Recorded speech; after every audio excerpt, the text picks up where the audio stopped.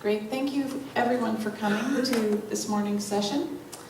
I'm going to talk a little bit about the theme of the resource regimes and the social economy. I haven't been able to do too much of my own research lately. I've been living vicariously through some wonderful grad students, some of whom are here today, and you'll hear more from them later on. But I'll just give you a brief overview of some of the project results from the students that aren't here, and then let you hear from Angie and Roger a little later on in the day. Is it tomorrow? Tomorrow.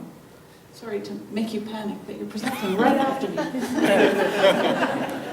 So one of the challenging things to do with this project is the scope and scale. The North is a huge area, and so for those of us who are interested in working directly at the local level or getting really into some of the detailed experiences, looking at the needs, capacities, issues facing specific groups and communities, it's very difficult given the vast area that we're mandated to cover with this research grant. So we're talking Labrador to Yukon. So that's been a conceptual challenge for me, trying to figure out how to make the research program meaningful at that scale. The number of projects we've had in the NWT, I think we counted this morning, is 7. I think the Northwest Territories is the most represented of all the regions. We've had projects in Tuktoyaktuk, Paulatuk, Fort Good Hope, Delaney, a couple projects here in Yellowknife, at least 2, and one in Lutzel Cay. So we've done our best to engage from the ground up and learn more about the issues that everybody is facing. And that's, I guess, one of the key outcomes of the research program, is that a lot of the experiences that are being had here in the Northwest Territories are ones that are also being felt or anticipated in other regions. We had a meeting in Labrador earlier in the year and heard a lot about the concerns people had with respect to the Churchill Falls expansion, and sitting in the environmental assessment hearing that was just starting. I think Val and I crashed that party in Goose Bay, listening to the presentations there. I mean, it could have been the BHP environmental assessment, I mean, in terms of the issues that people identified as concerns. So there's such common issues facing everybody, and so I think that's one of the key things we're going to try and draw out of the program as we move forward with reports, etc. So the few issues that, or questions that we try to address under this theme of resource regimes, which is basically just a funny way of saying the resource development issues in the North and the social economy. What are the benefits and negative effects of resource development, oil and gas, mining, hydroelectric development? How do we sustain local regional benefits, particularly in boom-bust scenarios? And how can economic policies even out some of the rapid swings that people see in terms of employment, cost of living, certainly the project here around housing? How do we create education and training opportunities that avoid a brain drain or mass exodus, particularly from small communities? What are the social service supports necessary to cope with changes in lifestyle? And what is the role of the social economy organizations, such as those represented here today, in trying to mitigate and manage some of those effects? And finally, how are the benefits distributed within and between regions and communities? And certainly we know there's quite a bit of unevenness in terms of who benefits, who doesn't, and big concern is to what extent does the boom and the benefit exacerbate the vulnerabilities or make more prominent the vulnerabilities that those in communities already have. So today I'm just going to give you a brief overview of some of the projects that we carried out under the social economy and the resource regimes themes. As I said, I have been living vicariously through some students, so I'm just going to give you a brief overview of the work that Ryla and Zoe did. I have one slide related to Angie's project, and she's going to give you some more details on that. And then finally a project that was partly carried out here in Yellowknife, but a more in-depth component in Lutzelkay carried out by Saatchi Catholic. So the first project, the Meaning of Education in Tuktoyaktuk, was a project funded by the social economy. Ryla Salakangas worked in Tuktoyaktuk for a number of years. She was interested in how educational opportunities, that includes formal education, and education people traditionally have received from their families, how that's changing, and how different youth, depending on the family group, depending on their histories, have access to formal and informal education. So the research questions that she addressed through interviews with 4 Inuvialuit families in Tuk was how do individuals negotiate between different ways of learning. You know, the idea that people or young people are strong like two people, the Tlichon expression, you know, that sounds pretty idealistic, is that people bounce back and forth between two worlds.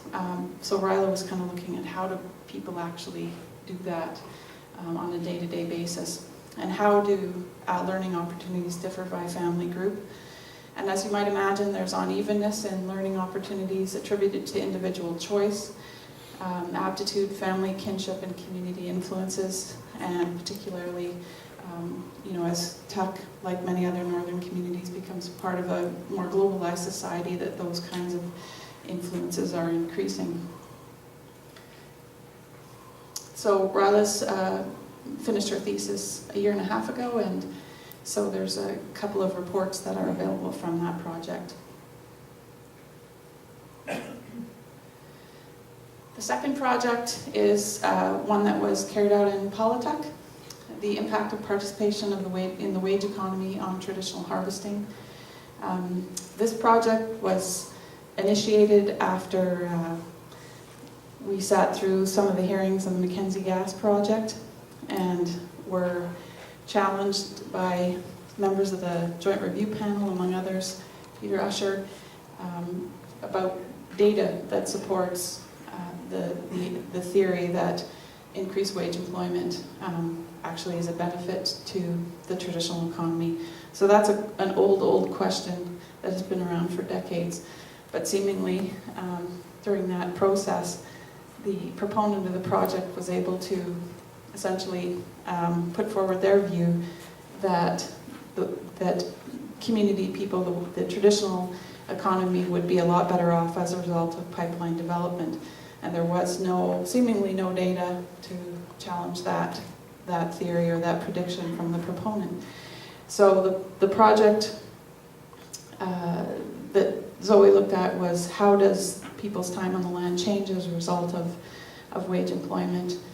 The component of that project that really became most of concern to local communities was the implications for food security. As people become more engaged in the wage employment, they're not able to spend as much time on the land, and consequently that has implications for diet and other health outcomes.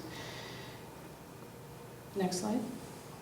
So one of the prominent themes from the interviews that were done is that the cost of living in Paulatuk is increasing, and that seems disproportionate to what's going on elsewhere in the country. So Zoe did some analysis and was able to actually track, yes, people's perception that the cost of living, the cost of food is increasing, is actually right on the mark in terms of what the data suggests.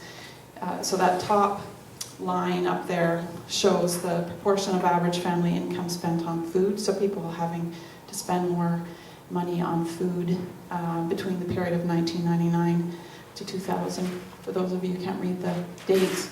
And so that kind of corresponds with the period of a lot of activity in the Inuvialuit settlement region with respect to development. The bottom line is the proportion of average family income spent on food in Edmonton. So actually, while food prices or the amount people are spending on food in Alberta is decreasing, the amount people are spending on food in Paulatuk is increasing. So, you know, given the rate of development or what's going on in the NWT with respect to oil and gas, you know, that needs to be, I guess, thought through a little bit more. Are people actually better off as a result of what's going on?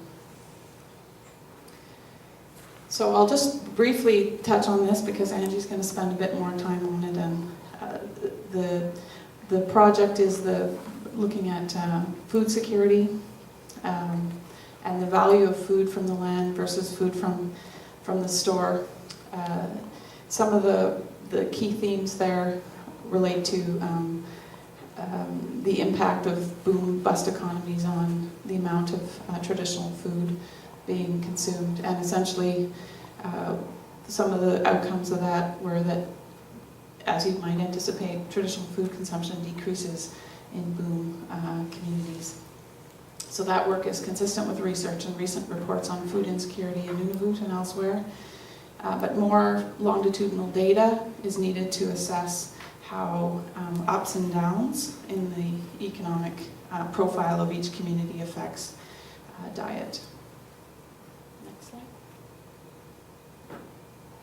So the final project, and I haven't got all the data up here, we're still working through the analysis with Lindsay Kay. Margaret Lovely, Saatchi Catholic, and another student from the University of Alberta, Chris Lyon, looked at the impact of boom-bust economies here in Yellowknife and Lindsay Kay. Margaret, who is originally from Yellowknife and is currently doing a law degree, for anybody who knows her, in Victoria, she came out of the Native Studies program at Alberta. She did some initial interviews with people here in Yellowknife about their perceptions of the effects of mining activity over the last 12 years. And there's some key conclusions or initial conclusions listed there.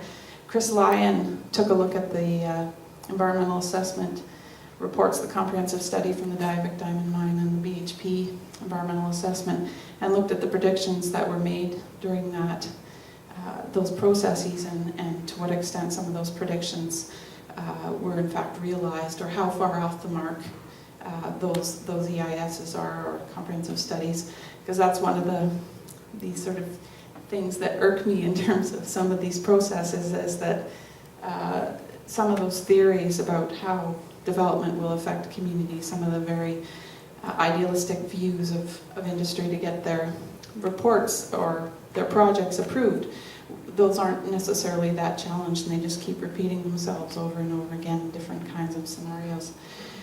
So Chris looked at what those predictions were back then and to what extent they're consistent with the qualitative information that came back from interviews that Margaret did.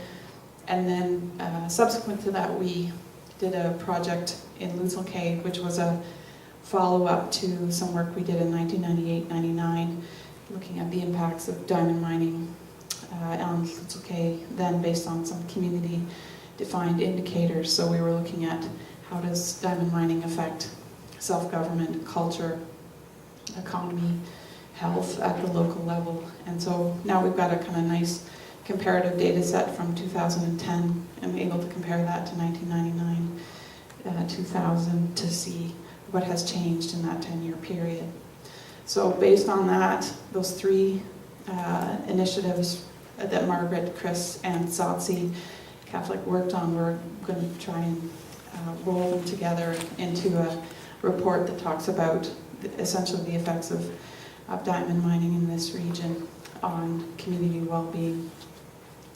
So a further project that I don't have listed here because it doesn't fall explicitly under the resource regimes theme, but falls more explicitly under Dave's, is the work done by Roger McMillan in Fort Good Hope on food sharing networks and how important those are to community well-being. And so, as Francis mentioned earlier, the way in which we define the social economy in communities like Victoria or Toronto, it looks a lot different in Fort Good Hope, the social economy. So essentially, Roger's work speaks to some of the important institutions or informal networks, organizations that are so important at the local level, particularly when you're talking about traditional food sharing.